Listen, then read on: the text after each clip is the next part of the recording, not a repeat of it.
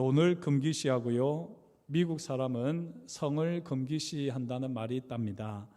미국 사회는 부자가 되는 것을 자랑하는 반면 성과 관련해서는 이중적인 잣대를 대면서 금기시하는 경향이 있답니다. 반대로 프랑스 사회에서는요, 성에 대해서는 조금 관용하고 관대합니다. 부자와 관련해서는 이중적인 잣대를 대면서 금기시하는 경향이 있다고 합니다. 한때 프랑스에서는 교회 예배를 드리러 갈 때 평상복을 입고 국민차를 타고 가다가 갔다 오고 예배 드린 후에는 이제 아주 아름다운 옷을 입고 비싼 외제차를 몰고 놀러 다니는 그런 관행이 있었다고 합니다. 이 프랑스에서 부자에 대한 공공연한 거부감이 있다고 합니다. 저도 프랑스를 안 가봐서 알지는 못하지만 파스칼 브리크네르라고 하는 분이 쓴 돈의 지혜라고 하는 책에 이렇게 미국과 프랑스를 비교하면서 이야기를 하더라고요. 이 파스칼 브리크네르가 쓴 돈의 지혜 서문을 보게 되면 이런 내용도 있습니다. 우리는 돈 때문에 원하는 것, 할 수 있는 것, 해야 하는 것 사이에서 늘 조율을 해야 한다. 모든 사람은 돈 때문에 자기도 모르게 철학자가 된다.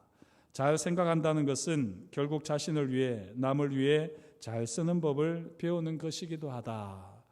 여기 모든 사람은 돈 때문에 자기도 모르게 철학자가 된다. 어떻게 맞는 말 같지 않습니까? 우리 생각의 대부분이 돈에 대한 생각이고요. 이 돈과 관련해서 우리는 생각을 깊이 하는 가운데에 인생의 문제를 고민하게 됩니다. 모든 걱정이 다 돈 문제로 귀결된다고 해도 과언이 아니지요. 비단 걱정만 그런 것은 아닙니다. 돈 때문에 사람들은 평안과 기쁨 그리고 행복을 누린다라고 여기기도 합니다. 그래서 돈이 수중에 있으면 그냥 마냥 기쁘고 또 돈이 수중에 없으면 그냥 불안하고 슬픕니다. 모든 사람은 돈 때문에 자기도 모르게 철학자가 될 뿐만 아니라 대부분의 사람들은 돈 때문에 울고 웃습니다. 돈 자체는 중립적이라 할 수 있겠지만 돈이 사람과 관련되어지면 돈은 숭배의 대상이 되고 하나의 신으로 떠오르게 됩니다. 오늘 말씀에서도 돈을 숭배하다가 하나님의 나라를 경험하지 못하는 한 사람을 우리는 보게 됩니다. 바로 마술사 시몬이라고 하는 사람이지요. 사도행전 8장을 보게 되면 마술사 시몬이라고 하는 사람, 빌립 집사, 그리고 두 명의 사도 베드로와 요한이 등장합니다. 이 세 그룹을 통해서 대조를 하면서요, 특별한 방식으로 삶으로 드러나는 하나님 나라를 분명하게 보여줍니다.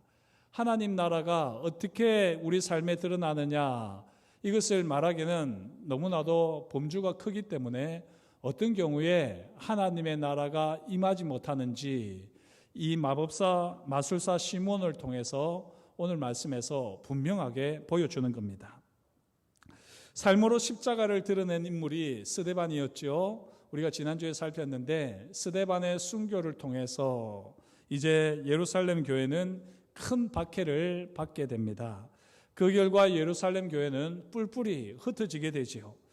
겉으로 보기에는 큰 박해로 인하여 흩어지는 교회가 무기력해 보이지만 사실 이러한 무기력함을 통해서 하나님의 선교는 시작됩니다. 예루살렘 교회가 뿔뿔이 흩어질 때 7 집사 중에 한 명인 빌립이 사마리아에서 복음을 전합니다. 이때 복음을 듣고 믿음으로 반응하는 사람들에게 놀라운 역사가 나타나지요. 귀신들이 떠나갑니다. 중풍병자와 못 걷는 사람이 걷게 됩니다. 빌립을 통하여 사람들이 하나님의 나라를 경험합니다. 사마리아 성이 큰 기쁨으로 떠들썩해지지요. 이런 분위기 속에서 빌립을 주목하던 한 사람이 있습니다. 바로 마술사 시몬입니다. 그는 마술을 통하여 사람들을 속이며 큰 권능을 가진 것처럼 행세했습니다. 하지만 이 빌립은 마술이 아니라 실제로 예수 이름으로 큰 권능을 행합니다. 깜짝 놀란 마술사 시몬은 무리들과 함께 빌립을 쫓습니다. 이때 빌립이 많은 군중들에게 무엇을 전했습니까? 사도행전 8장 12절 13절 말씀입니다. 빌립이 하나님 나라와 민 예수 그리스도의 이름에 관하여 전도함을 그들이 믿고 남녀가 다 세례를 받으니 시몬도 믿고 세례를 받은 후에 전심으로 빌립을 따라다니며 그 나타나는 표적과 큰 능력을 보고 놀라니라. 빌립은 자신을 통해서 나타나는 표적과 큰 능력에 대해서 분명하게 가르쳤습니다. 표적과 큰 능력은 하나님 나라와 예수 그리스도의 이름 때문임을 분명하게 밝혔습니다. 하나님의 나라가 무엇입니까? 하나님의 나라 물어보면 대부분이 당황해하는데요. 하나님의 나라는 천국과 관련이 있습니다. 하지만 하나님의 나라가 천국은 아닙니다. 천국은 물론 이 땅에서 이루어지기도 하지만 결국 우리가 다 주님과 함께 살 곳, 그곳이 바로 천국이지요.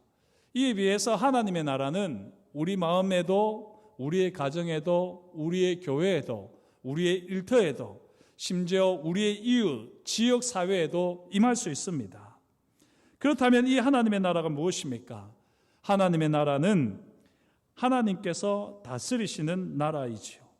다시 말씀드리면 예수 그리스도께서 왕이 되셔서 모든 만물을 주관하시는 것을 경험할 때 그곳이 어디든지 진정한 하나님의 나라가 이루어집니다. 빌립은 바로 이 사실을 삶으로 전했습니다. 예수 그리스도의 이름을 부르며 의지할 때 하나님의 나라가 임한다는 사실을 빌립은 삶으로 전하며 표적과 큰 능력을 행했습니다. 그리고 이 사실을 믿는 사람들에게 빌립은 세례를 베풀었습니다.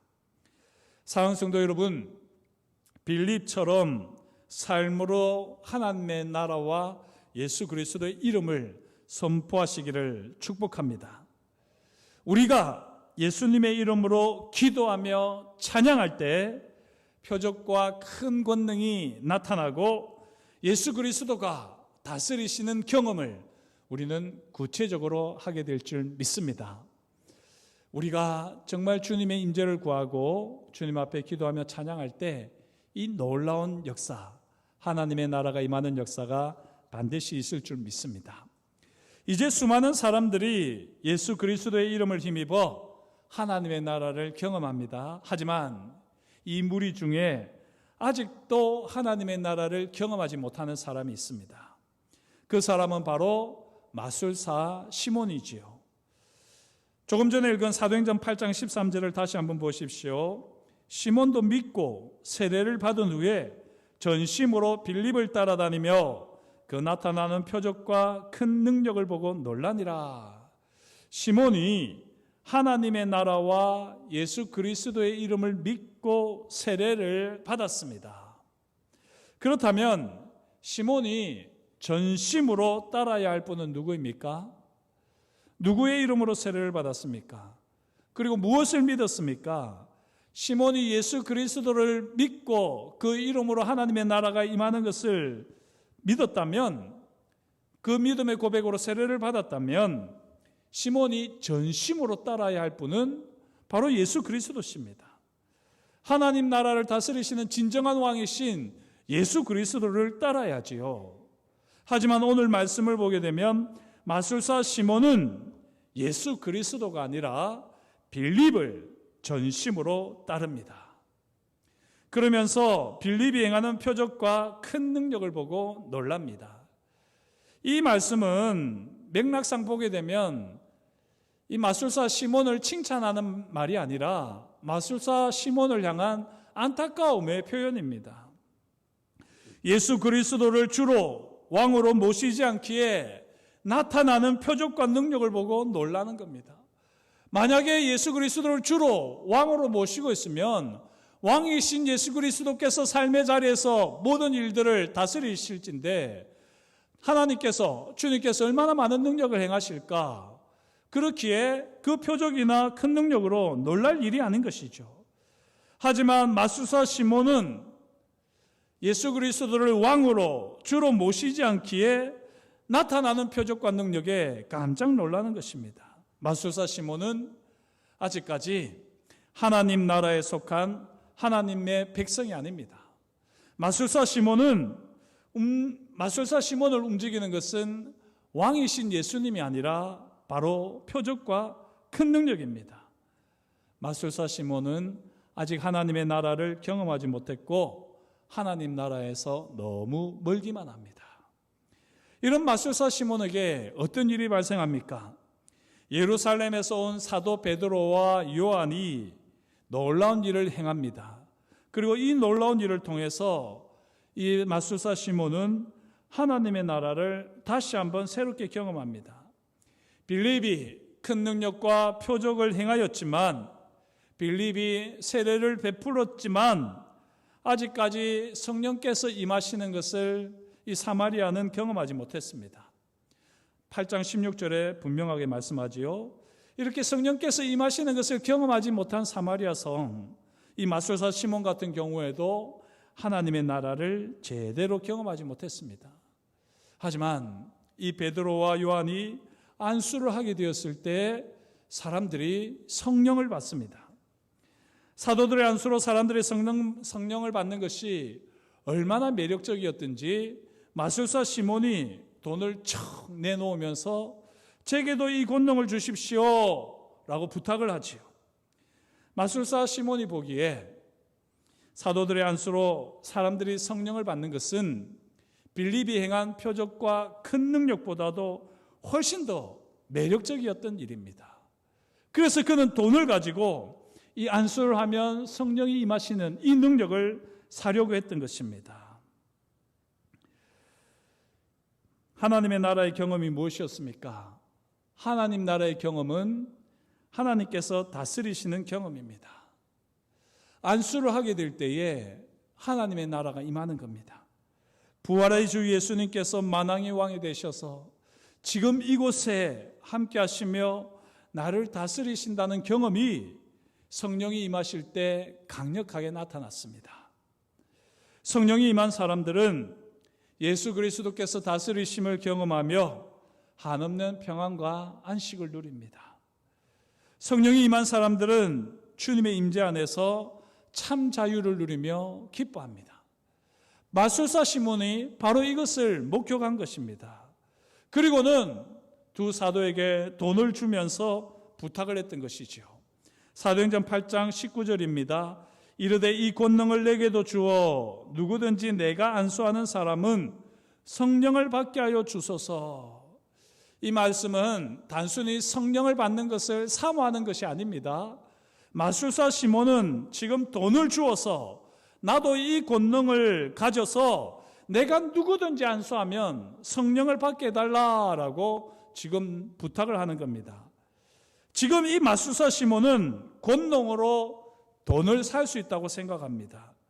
자기 마음대로 사람들에게 성령을 줄 수 있다고 생각을 합니다. 성령이 임하는 안수를 통해 돈을 벌 수 있다라고 여기고 있기에 이 마술사 시몬은 돈을 들여서 자기가 안수하면 성령이 임하는 권능을 사려고 했습니다. 마술사 시몬은 하나님의 나라가 아니라 오로지 돈이 인생의 목적이었습니다.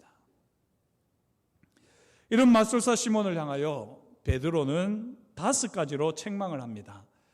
20절 이하에 잘 나타나 있는데요. 첫째, 20절을 보시면 네 언과 네가 함께 망할지어다 라면서 저주 섞인 책망을 하십니다.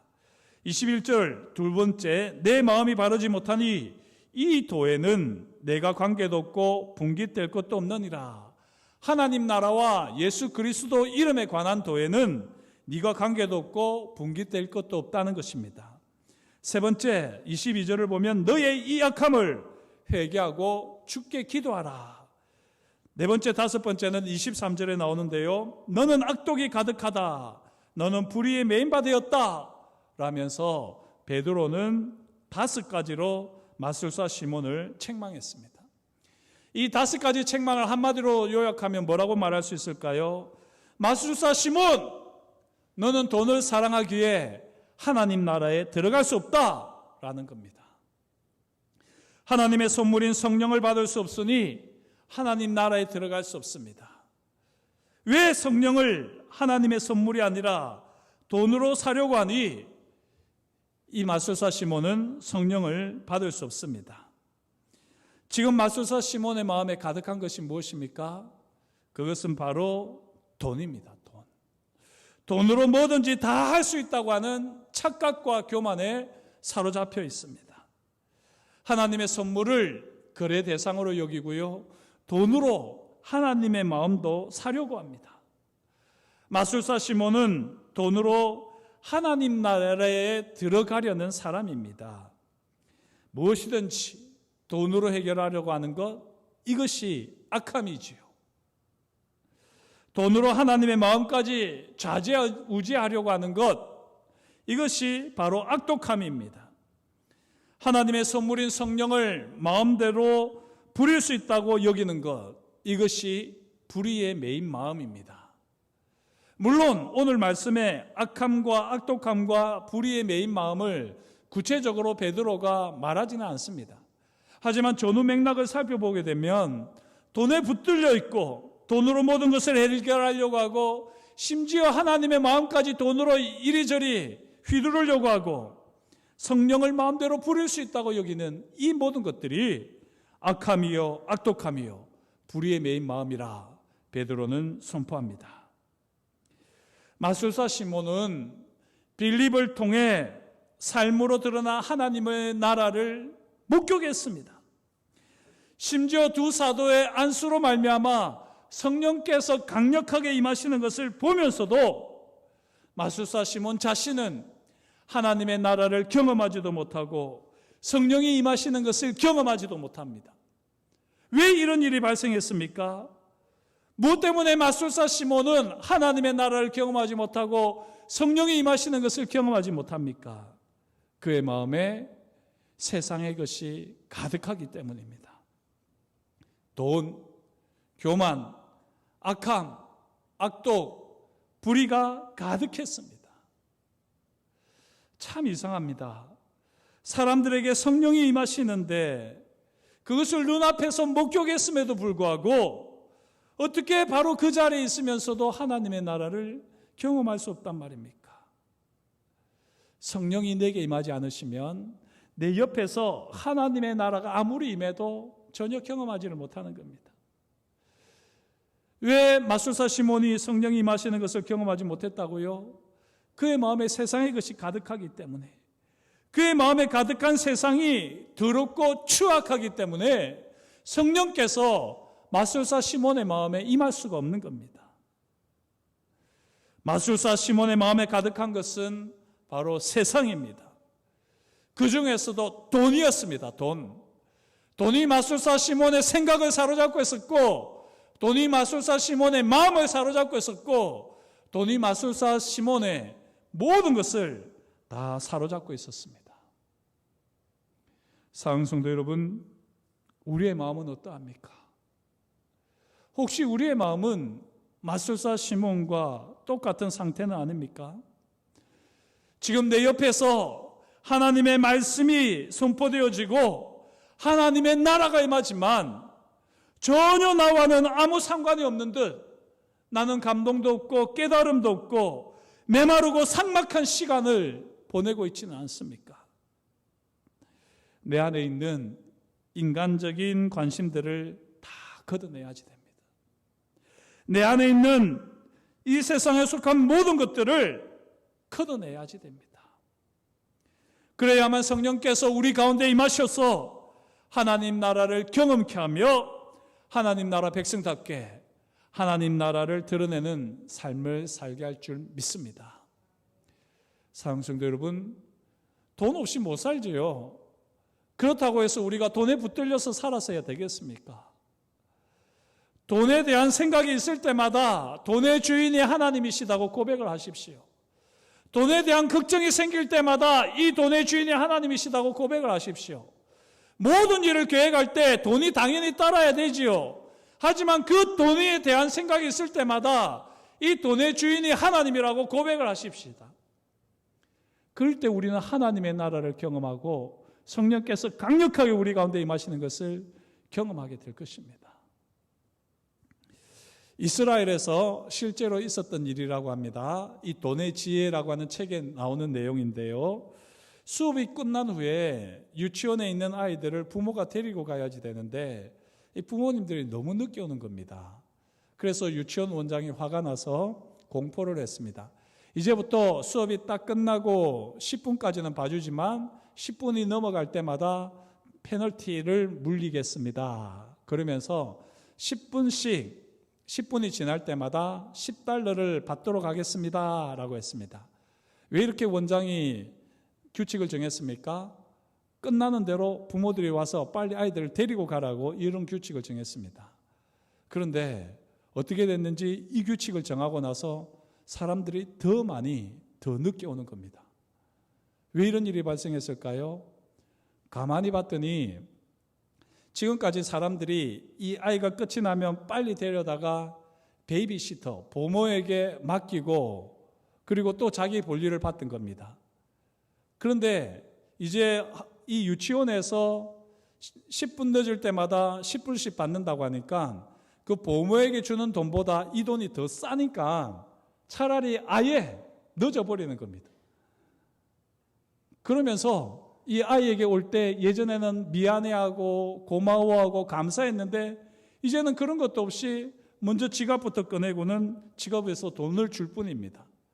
이전에 있었던 그 서로의 끈끈한 관계가 완전히 끝이 나버린 겁니다. 사람과 사람 사이에 돈이 개입되는 순간 그 관계는 위험해지지 않습니까? 그래서 친한 사이일수록 돈 거래를 하지 말라는 격언도 있지 않습니까? 사람과 사람 사이뿐만이 아닙니다. 사람과 하나님 사이에도 이 돈이 끼어들면 하나님의 나라를 경험할 수가 없습니다. 오늘 이 마술사 시몬을 통해서 분명하게 우리에게 보여주는 것이 바로 이 말씀입니다. 사랑하는 성도 여러분, 예수 그리스도의 십자가 보혈로 돈 때문에 더러워진 심령을 깨끗이 씻어주시도록 기도하십시다. 예수 그리스도의 십자가 능력으로 돈 때문에 너덜너덜해진 우리의 심령을 온전히 갈아치우고 회복시켜 주시도록 기도하십시다.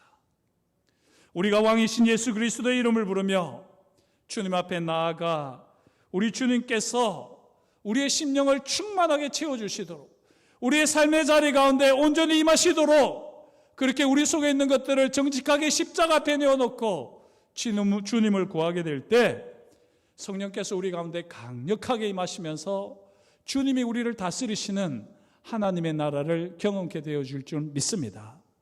그리고 돈에 매여 있는 사람들, 모든 것을 돈으로 해결하려고 하는 사람들, 돈 걱정에서 자유롭지 못한 모든 사람들에게 하나님의 나라를 삶으로 보여줄 수 있는 저와 여러분이 될 수 있기를 주의 이름으로 축복합니다.